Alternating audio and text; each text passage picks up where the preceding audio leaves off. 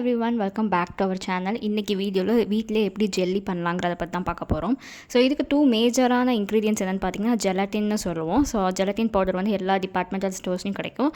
So நமக்கு வந்து gelatin powder வந்து 2 டேபிள் ஸ்பூன் தேவை. அப்புறம் சக்கரை வந்து 1/3 கப் தேவை. ஸோ நான் வந்து பேக்கிங்க்கான மெஷர்மெண்ட் ஸ்பூன்ஸ் வச்சுருந்தேன், அதை வச்சு நான் பண்ணிகிட்ருக்கேன். உங்கள்கிட்ட இல்லைனா பரவாயில்ல, நீங்கள் வந்து ஒரு கப் எடுத்திங்கன்னா அந்த கப் பற்றி ஃபாலோ பண்ணிக்கோங்க. ஒரு டம்ளர் ஏதாச்சும் எடுத்திங்கன்னா அதை வச்சு எடுத்துக்கோங்க. ஃபர்ஸ்ட் வந்து ஜெலட்டின் என்ன பண்ண போகிறோம்னா 1/4 கப் தண்ணி எடுத்து அதில் ஊற வச்சுக்க போகிறோம். ஸோ இந்த ரெசிபி வந்து பார்த்திங்கன்னா நான் யூடியூப்பில் பார்த்து தான் பண்ணேன், நானும் ட்ரை பண்ணேன். ஸோ இது வந்து சூப்பராகவே வந்துருந்துச்சு. ஸோ அதனால் நான் இதை ஷேர் பண்ணுறேன். ஸோ ஜெலட்டின் வந்து தண்ணியில் ஊற வச்சுட்டு கொஞ்சம் லைட்டாக ஸ்பூன் போட்டு மிக்ஸ் பண்ணிவிட்டு ஓரமாக நீங்கள் எடுத்து வச்சுக்கோங்க. ஸோ இதுதான் ஃபர்ஸ்ட் ஸ்டெப்.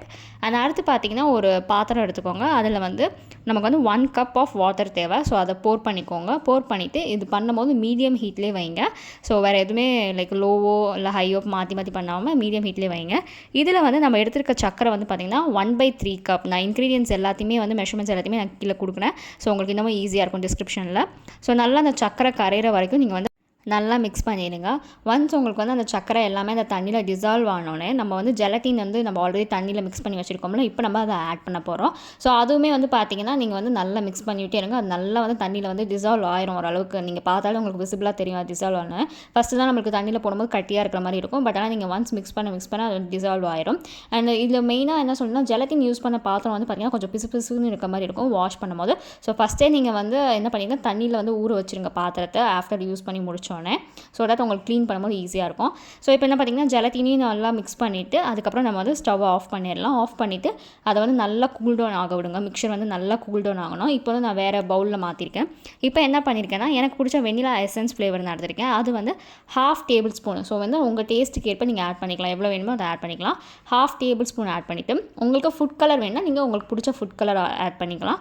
அது வந்து ஜஸ்ட் 1 ட்ராப் ஆட் பண்ணுங்கள், நிறையா ஆட் பண்ணாதீங்க.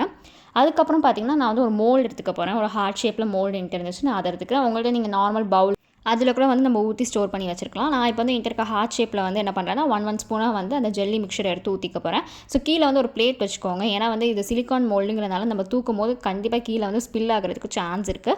ஸோ பிளேட் வச்சிட்டோம்னா நம்மளுக்கு இந்த ஸ்பில்லேஜும் இருக்காது. அண்ட் இது வந்து நான் 3 ஹார்ஸ் வந்து ஃப்ரிட்ஜில் வைக்க போகிறேன். ஃப்ரீசரில் வைக்க போகிறதில்ல, நார்மல் ஃப்ரிட்ஜில் வச்சு நான் ஸ்டோர் பண்ணிக்க போகிறேன். ஸோ 3 ஹார்ஸ் கழிச்சு எப்படி இருக்குன்னு நான் காட்டுறேன் பாருங்கள்.